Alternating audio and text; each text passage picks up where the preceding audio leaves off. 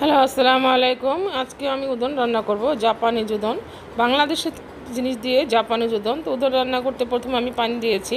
পানির মধ্যে soya sauce, tomato sauce, garlic sauce, fish sauce, যা যা সস আছে এবং এটার সাথে বারবিকিউ সস, সব ধরনের সস দিয়ে আমি আগে পানিটাকে ভালো করে বয়েল করেছি। এদিকে এই চুলায় আমি নুডলস দিয়ে দিয়েছি এবং এই যে সসের পানিটা, এর সাথে আমি নুডলসের সাথে যে প্যাকেট থাকে সেই প্যাকেটটা, যে মশলাটা থাকে সেটাও দিয়ে দিয়েছি।